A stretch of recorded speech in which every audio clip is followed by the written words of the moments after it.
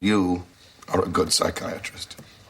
Thank you. Something I can't really lay claim to after today. How could I have so misjudged that man? Well, he's undeniably charming, for one thing, and he can be lucid for long stretches of time. Yes, but you weren't fooled. Somehow you picked up on some tiny clue that I missed. You remember what it was? Yes. Midway through our interview, he took off his trousers and tried to put them on the cat.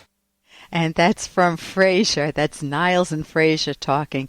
And if you find yourself taking off your trousers and wanting to put them on the cat, or doing something that's self-destructive in your own life, it either doesn't make any sense to you, or you know you're damaging yourself. Maybe you're drinking too much, you're gambling, you're swearing at your kids, you're frustrated, you're not looking for a career or a job, you're just sitting home doing nothing, and you know that you're your own worst enemy.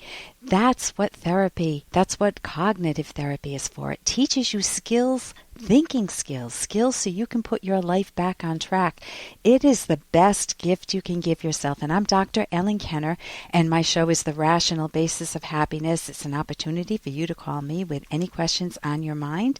And right now I am turning to the phones and welcoming Stacy. Stacy, you're having some problems with your kids? Well, my whole family, everybody treats you like crap. Okay. When you say your whole family, you're coming in a little funny. I'm not sure if it's your phone. When you say like crap, who in particular would you like to talk about? My two kids. Your two kids. How old are they? My daughter's 19 and my son is 15. 15 and 19. Every time I talk to my son, he tells me to shut up, because my husband, every time I talk to him, tells me to be quiet. Yeah. And my daughter just pretty much treats me like crap. She always thinks she has the upper hand, thinks she knows everything.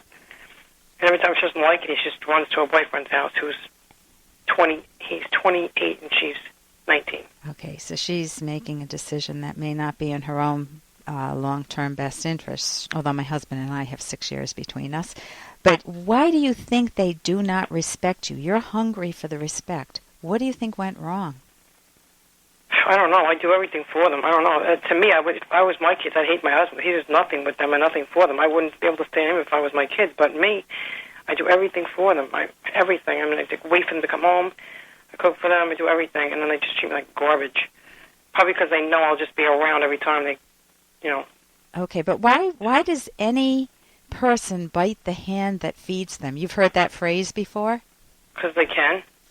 Well, kids like to have good relationships with their parents, believe it or not. I've done a lot of therapy with teenage kids, and they'll tell me that they wish they could get along with their mom or their dad. My daughter wants it too, because she always tells her boyfriend. He talks to me. He tells me, she wants to get along with you. She comes home crying sometimes. I'm like, well, if she wants to get along with me, why doesn't she ever try? She tells me tonight, she goes, I'm done trying. She's been like this since I was little, and you're never going to change. I'm like, okay, no.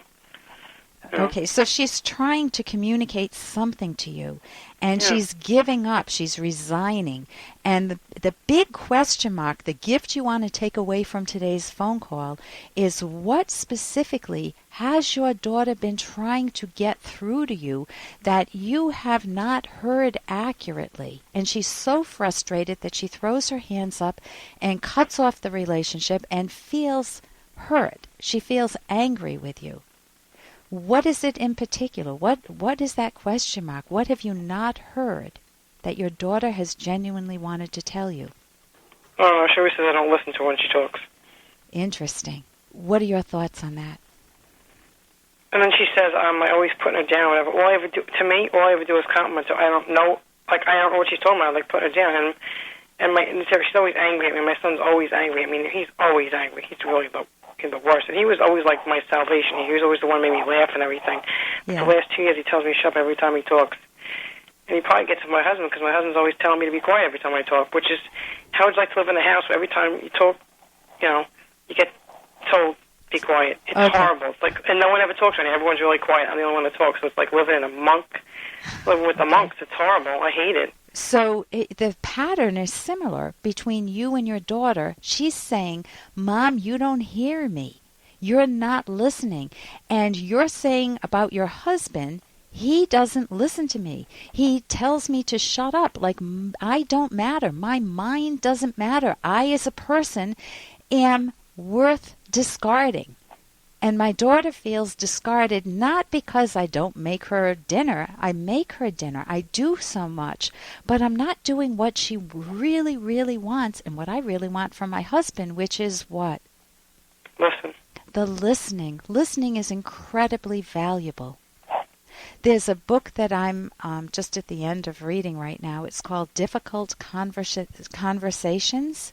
You can Google it. I'll probably put it up on my website, drkenner.com. It's not there yet. But that's a book that may help you because it talks about how to break through by listening, becoming curious, asking questions, rather than doing what you think they want or doing what you think a good mom would want, and it's not hitting the mark with them. They want you to listen.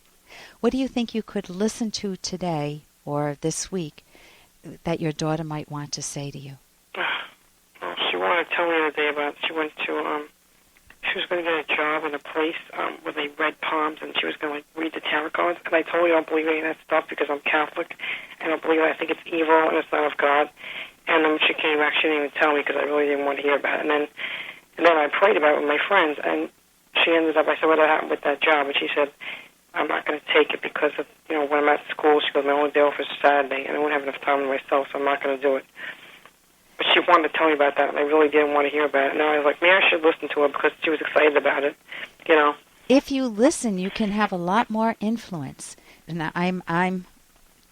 anytime someone tells you to believe what they say or to think that they have higher powers than you have, I think it's all in the category of irrational. So let's say that I'm your daughter, and I come home and I say, "Mom, I am so excited. Guess what I'm going to do? I'm going to read palms. I'm going to get a job doing that." How would you listen? Okay, tell me about it. Okay, I can hear a little bit in your tone like, yeah, you're really doing this, right? So, but let's say I go ahead. Because it's something I don't believe in, Okay, but let me just, because of time, we don't have a lot of time here. Let me go back and forth with the role play. Let's say you have the right words. Tell me about it. And let's say I said, well, it's so exciting. I'll be able to make $10 an hour, and then I'll be able to buy, what does she want to buy?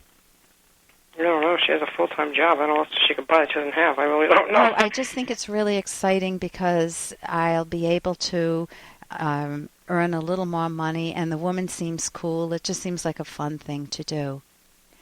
Now, what your goal is as a parent is to ask me, what else do you like about it?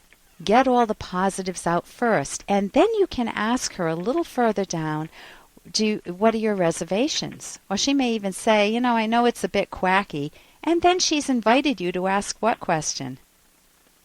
Okay. What do you think is quacky about it? Or what do you think is irrational about it? Or what do you think is off base? Or what are some of the negatives? And so you help her explore any concerns she has in her mind rather than try to tell her what to do. That's the method you want. That's what you wish your husband had with you. I would get that book, Difficult Conversations. And I think that may help you. Listen, I wish you very good listening, or I hope you can gain that skill for yourself and help your daughter with that and get better relations with your son, too. I'm Dr. Ellen Kenner on the Rational Basis of Happiness, toll-free, 1-877-Dr. Kenner. Romance. Ugh, I wish guys knew more about what we want from a relationship. Boy, I wish I knew more about what I want. Where's that ad I saw? Here it is. The Selfish Path to Romance. A serious romance guidebook. Download Chapter 1 for free at selfishromance.com and buy it at amazon.com. The Selfish Path to Romance.